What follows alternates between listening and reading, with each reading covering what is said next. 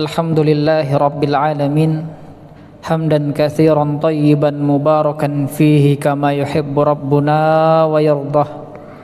Allahumma salli wa sallim wa barik wa zid wa an'im wa taqabbal ala habibina wa nabiyyina Muhammadin wa ala alihi wa ashabihi wa man sara ala nahjihi wa istanna bi sunnatihi ila yaumil qiyamah. Amma ba'du, fanas'alullah subhanahu wa ta'ala an yamunna alaina bi'ilmin nafi' wal amali salih wa an yufakkihana fid din wa an yaftaha lana futuhal arifin wa an yarzuqana al ikhlasa fil aqwali wal a'mal. Allahumma amin. Jamaah kajian Masjid Imam Syafi'i yang semoga dirahmati Allah subhanahu wa ta'ala, mengawali kajian di malam hari ini, saya akan membawakan sebuah hadis dari Nabi SAW yang berbicara tentang sebuah kewajiban kita sebagai seorang hamba. Nabi mengatakan,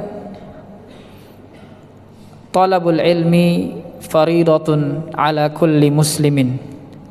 Menuntut ilmu hukumnya adalah fardu, wajib bagi setiap muslim. Wajib bagi setiap muslim untuk belajar ilmu. Ilmu apa yang dipelajari bagi dia? Yang paling utama adalah ilmu yang berkaitan dengan akidah dia. Kemudian setelah itu ilmu yang berkaitan dengan amaliyah dia, ibadah-ibadah yang berkaitan dengan fikih. Maka belajar itu hukumnya adalah wajib bagi setiap muslim. Wajib, kenapa menjadi wajib? Karena ada sebuah kaidah yang mengatakan ma la yutimmu wajibun illa bihi fahuwa wajib. Kalau seandainya salat itu hukumnya adalah wajib, kemudian kewajiban ini tidak bisa sempurna kecuali dengan belajar, maka hukum belajar adalah wajib. Mempelajari fikih salat hukumnya adalah wajib. Mempelajari fikih puasa hukumnya adalah wajib. Mempelajari fikih mandi besar hukumnya adalah wajib. Bagaimana bisa sah ibadah kita? Bagaimana kita bisa diterima mandi besar kita sedangkan kita tidak mengetahui caranya? Maka talabul ilmi faridatun ala kulli muslimin. Belajar itu adalah sebuah kewajiban bagi setiap muslim. Mempelajari ilmu agamanya itu yang paling utama. Setelah itu kalau dia pengen belajar untuk kehidupan dunianya, silahkan, tidak masalah. Yang penting ada ilmu yang paling utama adalah ilmu agama. Silahkan ingin belajar ilmu yang lain, ilmu tentang dunia, gak masalah. Yang penting ilmu agamanya sudah ada. Mempelajari ilmu agama itu adalah pokoknya. Baik.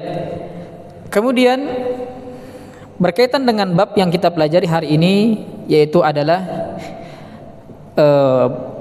tentang hal-hal yang mewajibkan seseorang mandi besar atau mandi junub.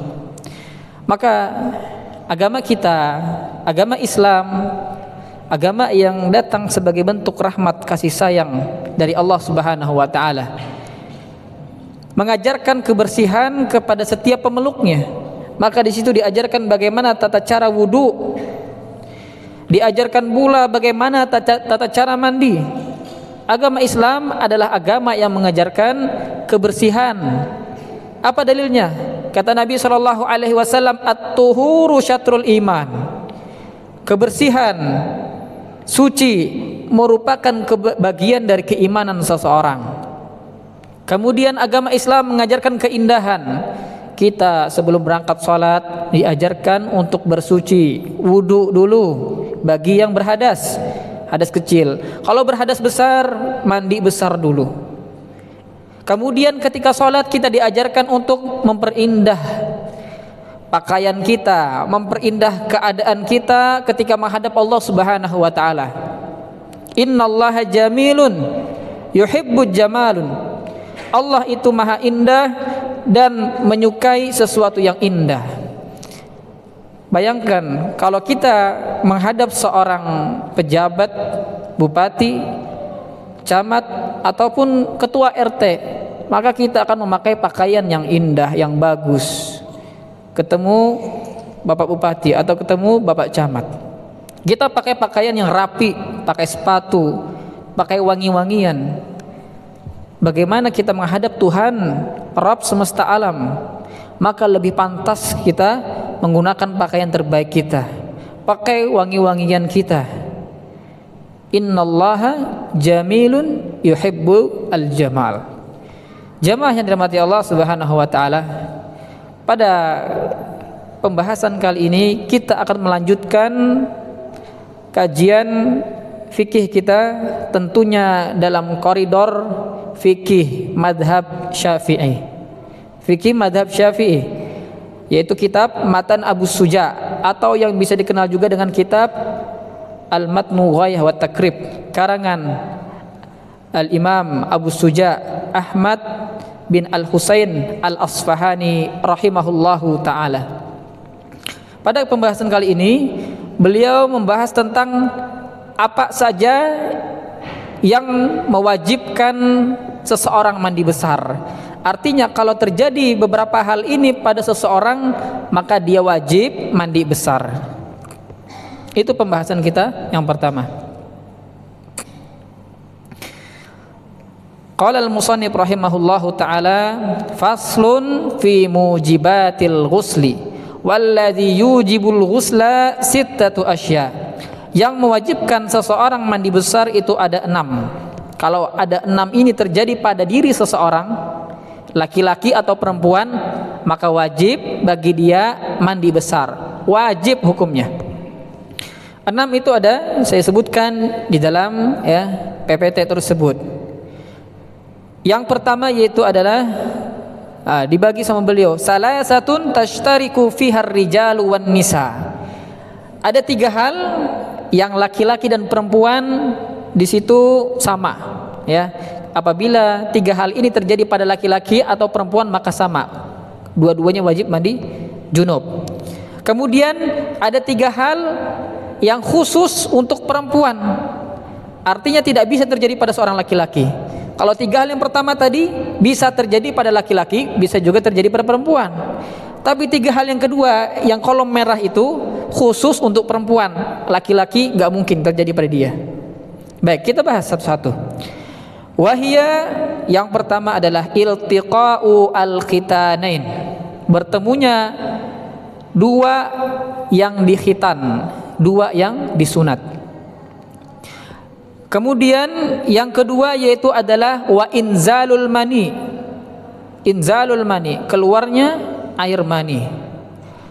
Yang ketiga wal maut, kematian. Kemudian wasalasatun takhtassu biha an-nisa, dan 3 hal yang khusus pada perempuan. Yang pertama haid, yang kedua nifas, yang ketiga wiladah. Wiladah itu melahirkan. Kalau haid, nifas mungkin bapak-bapak, ibu-ibu paham. Wiladah artinya adalah melahirkan. Ini nggak mungkin laki-laki nifas, nggak mungkin laki-laki haid, nggak mungkin laki-laki melahirkan. Baik, kita bahas satu-satu. Yang pertama, yang bagian kuning itu artinya sebab ini bisa terjadi pada laki-laki, bisa juga terjadi pada perempuan. Yang pertama yaitu adalah iltiqa'u al-khitanain, bertemunya 2 hal yang disunat, 2 hal yang dikhitan. Maksudnya apa? Maksudnya adalah kemaluan laki-laki dan kemaluan perempuan.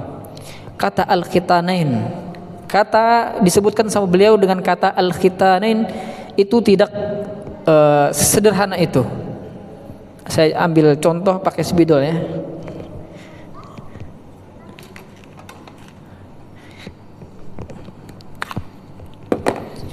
Iltiqa'u al-khitanain, bertemunya 2 kemaluan, maksudnya kemaluan laki-laki dan perempuan.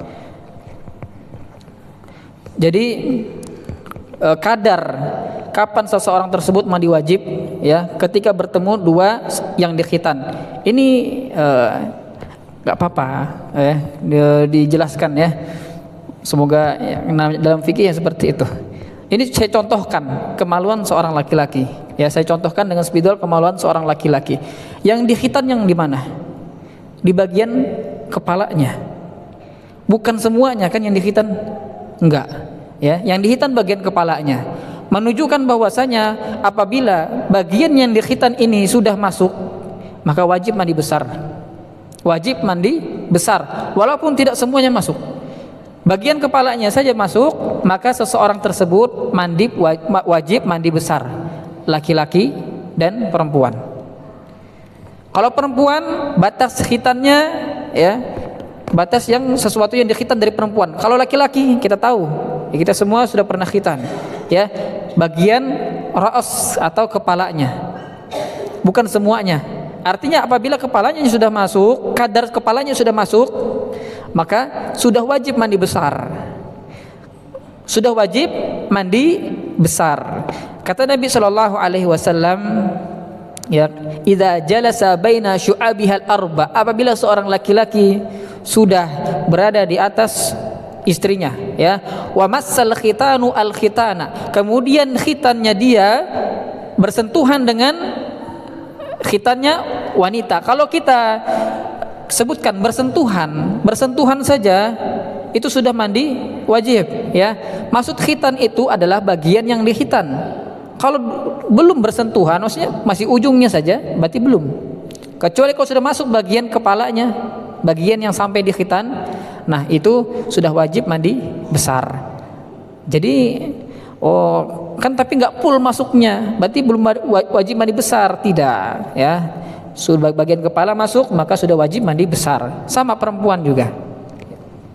Bagian yang dikhitan, al-iltiqa'u al-khitanain. Kata Nabi sallallahu alaihi wasallam, wa massal khitanu al-khitana, apabila khitannya laki-laki bersentuhan, bagian yang dikhitan bersentuhan, sama-sama bersentuhan, faqad wajabal ghuslu, maka sudah wajib mandi besar. Wa in lam yunzil, walaupun enggak keluar air mani, maka wajib mandi besar. Ya, walaupun enggak keluar air mani, maka sudah wajib mandi besar. Ini penting, ya, penting sekali. Itu yang pertama, laki-laki dan perempuan bisa terjadi kepada keduanya. Inza al-iltiqa'u al-khitanain, maka wajib mandi besar. Yang kedua, yang mewajibkan mandi besar pada seorang laki-laki dan perempuan, yaitu adalah inzalul mani, keluarnya air mani, ya. Kita paham air mani itu bentuknya seperti apa. Kata Allah Subhanahu wa taala, yakhruju min bainis sulbi wat taraib. Air mani itu keluar dari tulang sulbi, ya. Inzalul mani, yang mewajibkan mandi besar yang kedua, laki-laki ataupun perempuan, yaitu adalah keluar air mani. Keluar air mani ini banyak sebabnya.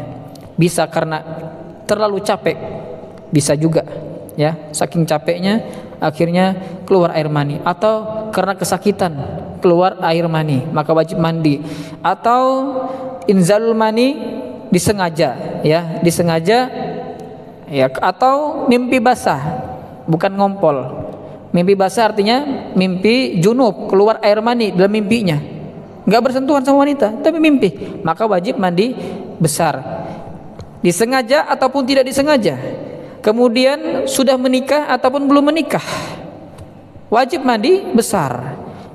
Kalau kita bahas, bahkan orang yang berzina pun wajib bagi dia mandi besar. Wajib juga bagi dia untuk mandi besar.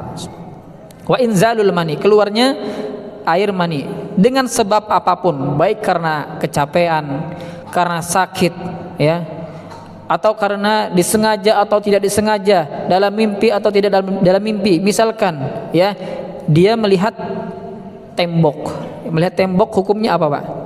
Hukum melihat tembok, melihat tiang beton, boleh enggak hukumnya? Boleh hukumnya, mubah hukumnya. Tapi dia melihat dengan syahwat, dengan dibarengi hawa nafsu, apa hukumnya jadinya? Melihat tembok akhirnya dia senang, bersyahwat, berhawa nafsu melihat tembok, apa hukumnya jadinya? hukumnya haram. Akhirnya keluar air mani, ya, karena melihat tembok, melihat beton, maka wajib bagi dia untuk mandi besar. Itu contoh, ya. Yang pertama tadi adalah bertemunya dua khitan laki-laki ataupun khitan perempuan. Yang kedua yaitu adalah inzalu al-mani, keluarnya air mani dengan sebab apapun, ya, baik dengan sebab yang sering terjadi ataupun sebab yang tidak sering terjadi, sebab yang aneh, misalkan karena kecapean, karena sakit, ya, keluar air mani. Yang ketiga, penyebab yang mewajibkan mandi besar bagi laki-laki dan perempuan, yang ketiga yaitu adalah al-maut, kematian. Apabila seorang laki-laki ataupun perempuan wafat, meninggal dunia, maka wajib bagi dia untuk mandi besar. Wajib bagi dia untuk mandi besar. Tapi kan mayat gak bisa mandi. Baik, mayat gak bisa mandi sendiri. Akhirnya kewajiban tersebut jatuh kepada orang-orang yang di sekitarnya. Hukum memandikan mayat adalah fardu kifayah. Hukumnya adalah fardu kifayah.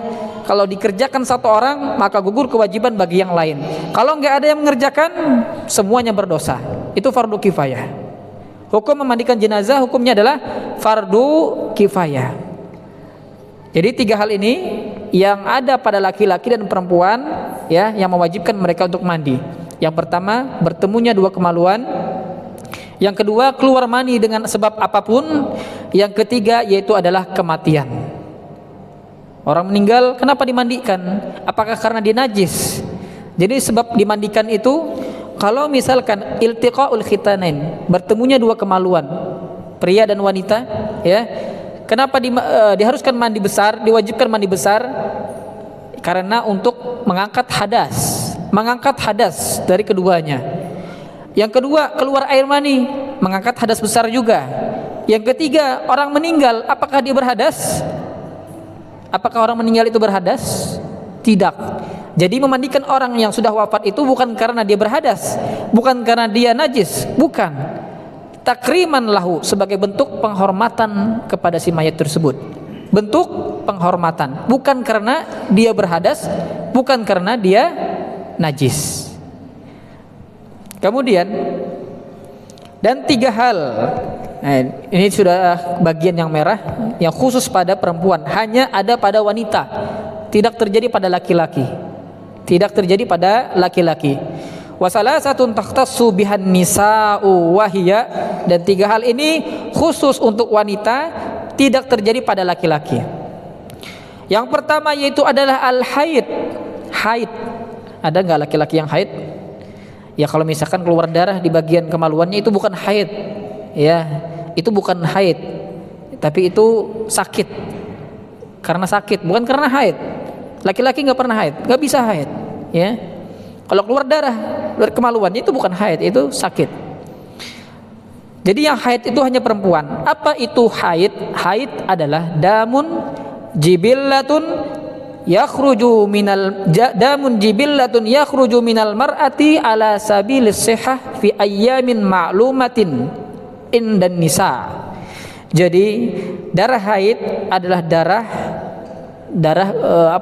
tabiat wanita. Darah yang sudah dikenal sekali sama wanita. Kalau darah ini keluar, menunjukkan perempuan itu normal, ya. Kalau darah ini keluar berarti siklusnya normal, sehat dia. Damun jibillatun yakhruju minal mar'ah ala sabilis sihah, menunjukkan bahwasanya mereka ini sehat. Dan darah ini keluar, ya, dikenal sama wanita. Setiap wanita tahu kapan darahnya keluar, ya, berapa lama darahnya keluar, sudah tahu mereka. Berapa lamanya darahnya keluar, berapa lama sucinya, ya, sudah tahu. Dan ini ada pembahasan sendiri dalam kitab haid dan nifas, ya, ada sendiri pembahasannya, ya. Jadi membahas tentang wanita itu rumit sekali. Darahnya saja rumit, ada kitab khusus. Kalau dipelajari lebih pusing daripada belajar matematika. Ya, itu darahnya. Hitung-hitung juga. Kapan haid, berapa lama haid, kemudian berapa lama nifas, berapa lama suci, dihitung. Ya, dan ini ada sendiri kedudukannya dalam ilmu fikih. Jadi rumit sekali. Ya, kalau saya bandingkan, saya pengen belajar, lebih utamakan belajar paraid, warisan atau darah haid. Lebih gampang warisan daripada darah haid, ya. Baik. Jadi darahnya saja rumit, Pak, ya, apalagi wanitanya makin rumit. Salah satu takhtassu bihan nisa wayal haid. Itu darah haid. Darah haid darahnya najis. Hukumnya semua darah hukumnya najis. Ya, semua darah hukumnya najis kecuali dua, kata Nabi SAW. Darah haid ini apabila wanita berhaid maka haram bagi dia sholat. Ya, tidak boleh bagi dia masuk masjid. Dalam mazhab Syafi'i nggak boleh wanita haid. Kalau dalam mazhab yang lain boleh, tapi diharuskan bagi dia aman dari mengotori masjid, ya, berceceran. Itu harus aman. Itu kata Syekh Utsaimin. Tapi dalam mazhab Syafi'i nggak boleh. Orang yang junub, orang yang haid tidak boleh masuk masjid, megang mushaf, megang Al-Qur'an nggak boleh, ya. Haram bagi mereka puasa, haram. Haram bagi mereka sholat, haram. Ya, kalau sholat mereka dalam keadaan haid berdosa, ya. Yang diwajib diqadha bagi mereka adalah puasa saja, sholat tidak. Kemudian yang kedua adalah darah nifas. Ya, darah nifas. Darah nifas adalah damun yakhruju akibal widadah. Darah yang keluar habis melahirkan. Habis melahirkan. Ada darah yang keluar, itu namanya darah nifas. Nah, darah nifas ini sama hukumnya kayak darah haid, sama hukumnya. Kemudian darah yang ketiga dalam perempuan itu, pada perempuan ada yang namanya darah istihadah. Darah istihadah itu darahnya berbeda, hukumnya berbeda dengan haid dan nifas. Kalau istihadah itu darah karena dia sakit, tidak normal, ada kelainan di bagian wanita tersebut, ya. Maka hukumnya wajib dia sholat, wajib ibadah yang lain wajib. Itu darah istihadah. Darah pada wanita ada tiga: haid, nifas, istihadah. Haid dan nifas ini sama hukumnya, haram ibadah, sholat, ya, puasa haram. Istihadah tetap wajib bagi dia untuk ibadah. Haid, nifas. Yang kedua nifas, ya.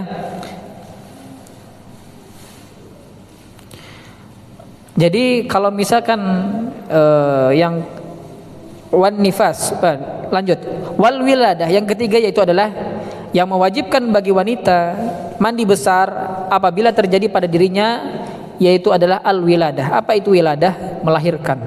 Melahirkan, ya. Apabila wanita melahirkan maka dia wajib mandi besar, walaupun yang keluar itu gumpalan darah. Jadi manusia itu Allah ciptakan dari tarik nol, dari hari pertama sampai 40 hari itu alaqah, ya, yaitu adalah alaqah, segumpal darah. Kalau ini keluar keguguran misalkan, maka wajib bagi dia mandi besar, wajib mandi besar. Kemudian setelah itu mudghah. Mudghah itu segumpal daging, sudah 40 hari lebih jadi daging. Kalau daging ini keguguran misalkan keluar, maka wajib juga mandi besar. Apalagi yang berbentuk manusia sudah, maka wajib mandi besar. Pertanyaannya, kalau haid jelas, ya, berhadas, najis, ya. Nifas juga. Sekarang pertanyaannya wiladah, melahirkan. Kan melahirkan itu ada yang berdarah, ada juga yang enggak berdarah. Melahirkan, kenapa orang melahirkan itu diwajibkan mandi besar? Padahal yang keluar kan manusia enggak najis. Kenapa? Why? Kata para ulama, kenapa wanita yang melahirkan itu diwajibkan mandi besar?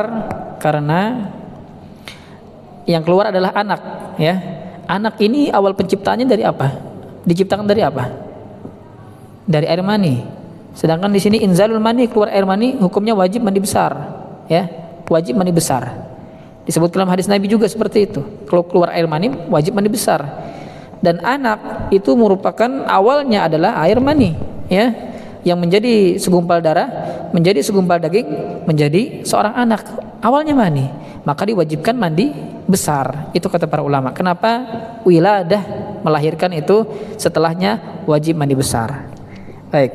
Itu adalah beberapa hal yang mewajibkan mandi besar, ada 6. 3 yang di situ laki-laki dan perempuan sama, kemudian 3 yang khusus untuk perempuan saja.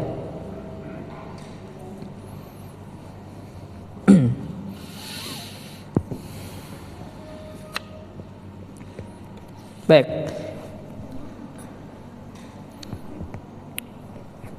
Selanjutnya pembahasan masih berkaitan masalah mandi. Faslun fi faraidil ghusli. Kalau ada pertanyaan, siapkan pertanyaannya pada pembahasan hal-hal yang mewajibkan mandi besar ini. Jadi saya jelaskan, mandi itu ada 2 macam. Ada yang mandi hukumnya wajib, ada mandi yang hukumnya sunnah. Contoh mandi yang wajib adalah ini. Ketika berhubungan suami istri, mandi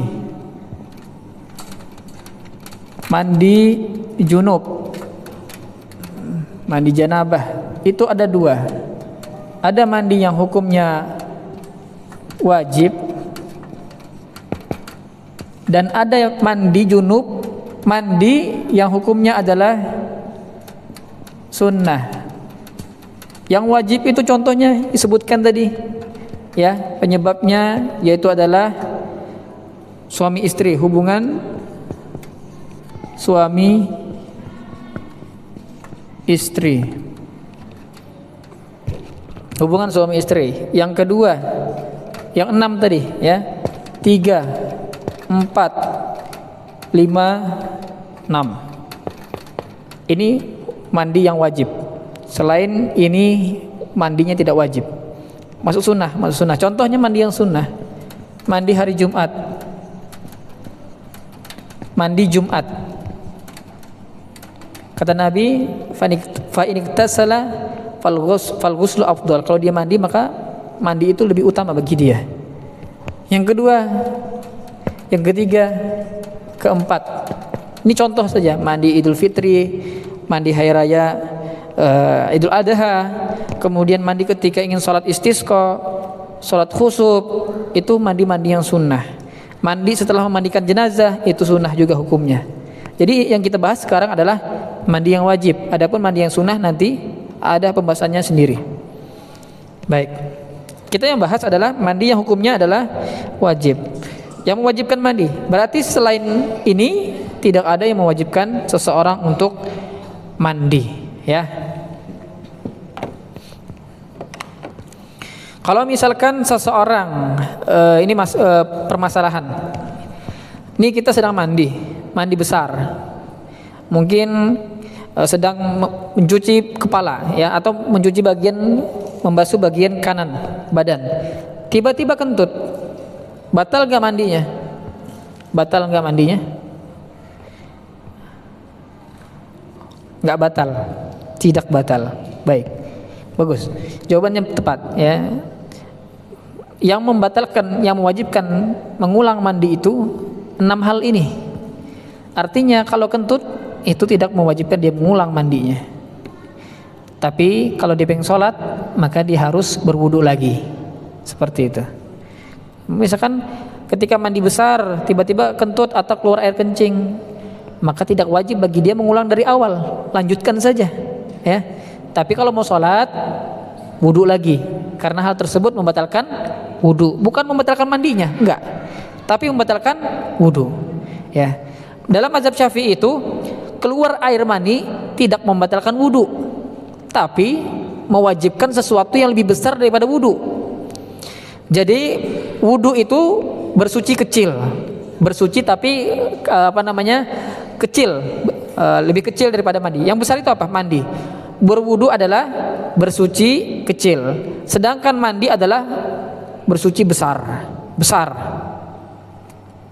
Jadi keluar air mani itu tidak mewajibkan berwudu, tapi mewajibkan yang lebih besar daripada wudu, yaitu adalah mandi.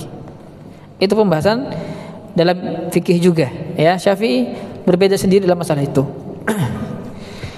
Kita lanjutkan, faslun fi faraidil ghusli wa sunanihi. Pembahasan kali ini yaitu adalah hal-hal yang wajib dicuci ketika mandi. Ya, kemarin kita bahas fardu wudu atau rukun-rukun wudu. Wajah, tangan, kemudian mengusap kepala, kemudian mencuci kedua kaki, itu fardu wudu. Sekarang fardu mandi apa? Rukun-rukun mandi, ya. Faslun fi faraidil wudu. Nah, wa faraidul ghusli salasatu asya'a. Fardu-fardu atau yang wajib dicuci ketika bermandi besar ada 3. Ini rukunnya, ya, rukunnya. Yang pertama adalah an-niyah. Yang pertama yaitu adalah niat. Apa itu niat? Niat itu beda sama azam. Niat itu berbeda sama azam. Apa bedanya? Kalau niat, misalkan saya berjunub, kemudian saya mau mandi, sudah di depan kamar mandi, saya berniat ingin mandi, masuk langsung mandi, itu niat namanya. Kalau azam itu contohnya apa? Saya bilang saya mau sedekah nanti, sedekah besok, itu azam. Ada jeda waktu panjang, itu azam namanya, azam. Atau saya mau umroh 1 bulan lagi, itu azam namanya, bukan niat. Niat itu apa? Niat itu diniatkan sekarang, langsung dikerjakan ketika itu juga. Itu niat. Itu niat. Kalau azam, niatnya sekarang, dikerjakannya kapan? Mungkin besok, seminggu lagi, sebulan lagi, setahun lagi. Itu namanya azam. Itu beda. Jadi niat di sini, ya, langsung dikerjakan. Artinya kalau misalkan niatnya jauh, berniat sekarang, ya berniat misalkan jam berapa nih? Jam 7. Berniat jam 7, baru mandinya jam 12 atau besok mandinya. Ya itu bukan niat. Jadi niat itu harus barengan dengan ibadahnya. Kalau sholat dipakainya niat, kalau wudhu dipakainya niat, kalau mandi dipakainya niat. Yang pertama adalah niat. Niat ini hukumnya adalah wajib bagi seluruh ibadah, ya. Yang membedakan antara orang yang duduk biasa dengan orang yang duduk iktikaf, sama-sama duduk, sama-sama di masjid adalah niat. Yang satunya duduk ibadah, yang satunya duduk biasa saja, tidak berpahala. Ya, itu pentingnya niat. Kata Nabi SAW, innamal a'malu binniyat. Segala ibadah itu tergantung dari niatnya. Kalau misalkan ibadah-ibadah, contohnya mencari nafkah, ya, atau bekerja, jual beli kalau niatnya karena Allah Subhanahu wa taala maka berpahala. Tapi kalau jual beli dengan niat yang cari untung saja, maka ya biasa saja, ya, tidak berpahala. Kalau niat jual beli untuk saling tolong menolong, orang butuh barang, kita butuh uang, maka berpahala juga. Itu pentingnya niat, ya. Niat itu membedakan antara suatu ibadah dengan ibadah yang lain.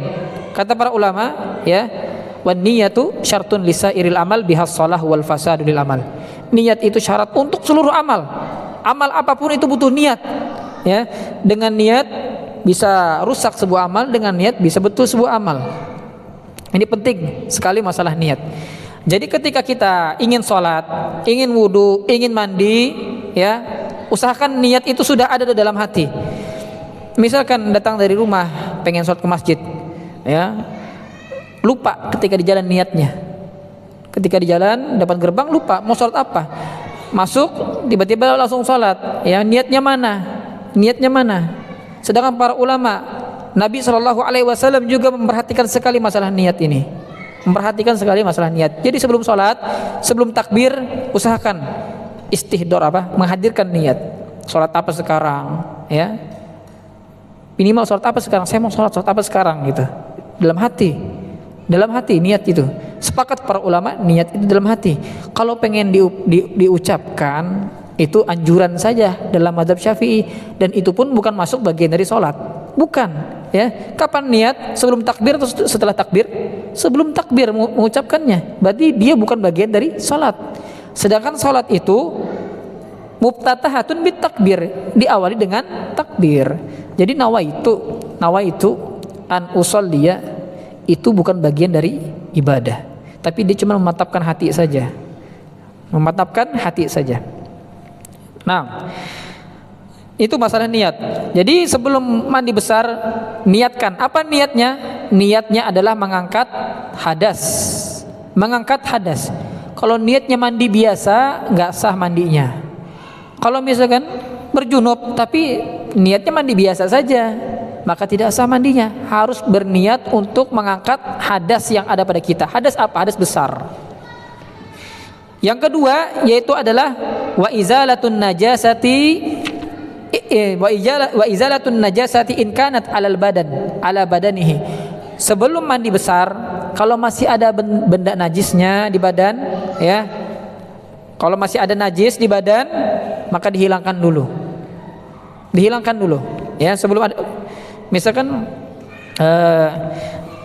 di badannya ada kotoran, benda najis, maka dicuci dulu sebelum mandi. Najis itu ada dua, najis hukmiyah, najis ainiyah. Najis ada dua. Najis ada dua macam.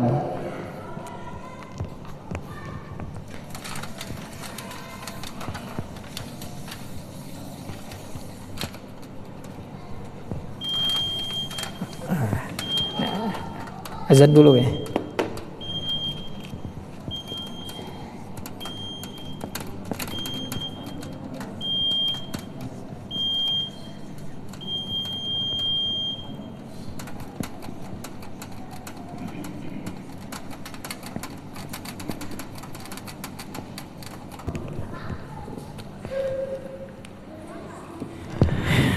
Baik, najis ada dua. Najis, ya, benda najis ada dua. Dan najis ini sebelum mandi ataupun sebelum wudu harus dihilangkan dulu. Najis itu ada yang secara hukum. Contohnya apa? Secara hukum, bekas, ini contoh, air kencing, bekas air kencing. Bendanya nggak ada, airnya sudah tidak ada. Misalkan ada bekas air kencing di baju, ya, kita lihat, kita tahu ketika itu kena, terciprat di baju, tapi sudah nggak ada bentuknya dan belum kita sucikan, belum kita basuh, dan ini hukumnya adalah najis secara hukum. Masih najis, ya. Disah nggak dipakai sholat? Nggak sah dipakai sholat. Masih najis, masih. Atau di badan, ya, terkena air kencing misalkan, ya, kemudian sudah hilang bentuknya, sudah hilang. Misalkan kalau masih ada baunya, ya, itu masih jelas, ya, tapi sudah hilang dan belum disucikan, maka sebelum itu harus disucikan dulu dengan air. Cara mensucikannya bagaimana? Siram 1 kali dengan air. Ini cara mensucikannya. Siram 1 kali dengan air, ya, itu najis secara hukum. Misalkan ada kececer kencing di sajadah, misalkan contohnya, dan nggak ada baunya sudah, tapi kita ingat itu belum disucikan, belum pernah disucikan, nggak ada bau, kemudian airnya pun nggak ada. Ini namanya najis hukmiyah, najis secara hukum. Hukumnya apa? Masih najis. Sah nggak dipakai sholat tempatnya? Nggak sah sebelum disucikan. Itu najis secara hukum. Kemudian najis ada bentuknya, ya, masih ada bentuknya. Kalau kencing masih ada airnya, masih ada baunya, itu jelas bentuknya ada. Cara mensucikannya bagaimana? Ya, misalkan air kencing, kalau ini bekas air kencing, kalau ini ada air kencingnya. Bagaimana cara mensucikannya? Cara mensucikannya yang pertama, hilangkan bendanya. Yang kedua, siram sampai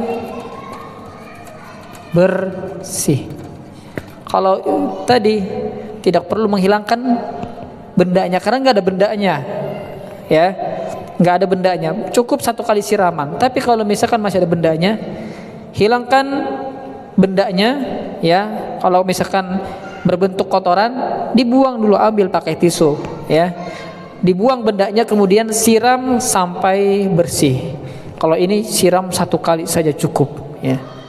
Ini najis ada 2 macam karena berkaitan masalah najis, menghilangkan benda najis sebelum mandi. Kemudian yang ketiga, wa isalul ma'i ila jami'i sya'ri wal basharati. Meratakan seluruh air kepada seluruh tubuh, ya, baik rambut, bagian ketek, ya, bagian lipatan-lipatan yang ada pada tubuh, semuanya harus sampai ya terkena air. Ini cara mandi yang cukup. Cara mandi ada dua, ada yang sempurna dan ada yang cukup. Yang cukup bagaimana?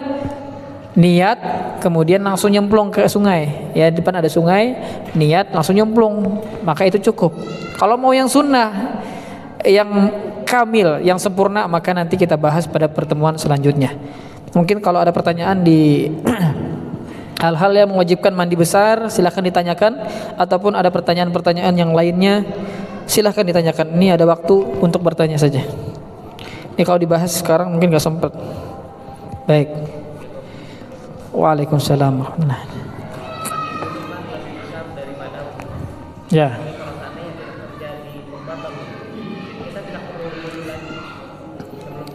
Ya. Betul.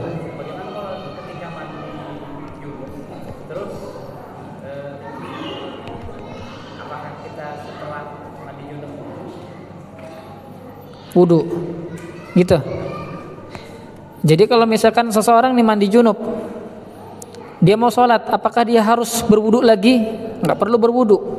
Walaupun niatnya kemudian langsung nyemplung ke air, langsung nyemplung ke kolam renang atau sungai, nggak perlu lagi bagi dia untuk berwudu. Kenapa? Karena mandi besar adalah toharoh kubro namanya, bersuci besar. Jadi kalau misalkan besar itu, gini saya gambarkan ya. Ini gambarannya itu seperti ini. Ini mandi besar. Mandi besar. Ini wudu. Wudu. Berarti kalau sudah mandi besar, ya, wudu nggak perlu. Tapi kalau berwudu nggak bisa mandi besar. Karena mandi besar itu menyeliputi wudu, tapi wudu tidak menyeliputi mandi besar. Jadi kalau misalkan ketika mandi besar, ya, ternyata terjadi pembatal wudu, misalkan kencing, kentut, ya, maka tidak wajib bagi dia mengulangi mandi besarnya. Tapi kalau dia pengen sholat, maka dia harus berwudu lagi. Yang batal apa? Mandi besarnya? Enggak. Yang batal adalah wudunya. Yang batal adalah wudunya. Nah, ada pertanyaan lagi? Baik, Pak. Gimana, Pak? Batasan air semakin sedikit semakin bagus. Jadi boleh, yang penting rata seluruh tubuh. Jadi di antara sunnah mandi besar yaitu adalah tidak mubazir, tidak memakai air secara berlebihan. Maka semakin sedikit tapi terpenuhi fardu-fardunya, ya, maka sudah sah mandi besarnya. 1 ember cukup saja. Ya, itu kalau mandi besar. 1 ember, ya, sedang itu, ya, itu cukup. Kalau 1 gayung, kayaknya nggak cukup. Kalau 1 gayung nggak cukup. Kalau 1 ember cukup. 3 kali di kepala, 3 kali di bagian kanan, 3 kali bagian kiri. Wudunya pun cukup juga. Kalau nggak mau, ya, langsung saja di bagian kepala, ya, tapi harus digosok-gosok seluruh badan, dan air itu sampai kepada seluruh badan. Jadi gampangnya itu mandi besar itu gampang sekali. Yang pertama niat, kemudian ya sudah siramkan saja. Ya, siramkan, yang penting digosok-gosok agar sampai. Ya, digosok-gosok ke seluruh badan, bagian keteknya, bagian lipat-lipatannya. Kalau orangnya besar, ya banyak lipat-lipatannya. Bisa buat nyimpan dompet di situ. Jadi harus sampai seluruh tubuh. Begitu. Itu mandi yang cukup. Ada mandi yang sempurna, ada. Berwudu dulu, ya, kemudian ngerjakan sunnah-sunnah wudu, ya, kemudian setelah itu membasuh bagian kepala. Nah, seperti yang dicontohkan Nabi SAW.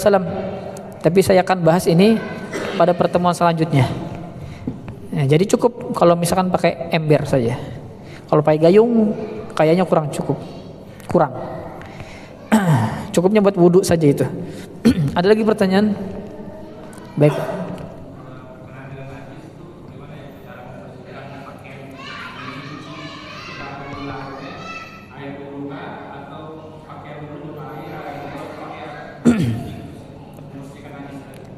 Ya, ini kan kemarin kita bahas di pembahasan masalah air ya. Ingat yang mana dulu? Yang dianjurkan para ulama adalah air bersih dulu. Air yang tidak bercampur dengan sabun, tidak bercampur dengan pengharum, tidak bercampur dengan apapun. Jadi masukkan pakaiannya, sudah ada air di situ, masukkan, digulung, habis itu dibuang. Air pertama itu. Itu yang bagus seperti itu. Baru masukin air baru, kemudian ya dimasukin sabun, baru diputar. Kalau di mesin cuci, kalau misalkan yang ternyata yang bernajis cuman beberapa saja, ya cuci di keran aja dulu, baru masukin ke mesin cuci. Itu gampangnya. Atau kalau misalkan Bapak pengen nyucinya di akhir setelah dibersihkan pakai sabun, ya, kemudian diisi pakai air, itu masih ada bekas sabunnya. Dan bekas sabun itu bisa merubah status air menjadi tohir, menjadi suci saja, tapi tidak bisa mensucikan. Jadi air dulu, ya, kemudian dibilas, ya dibersihkan airnya, pakaiannya, kemudian dibuang airnya. Kalau misalkan ya perlu seperti itu. Kalau nggak mau seperti itu ya tinggal dicuci di keran, dikucek-kucek ya, atau dihilangkan bagiannya tertentu, baru masukin mesin cuci. Begitu. Ada lagi? Sampai bunyi titit baru kita hormat. Ya.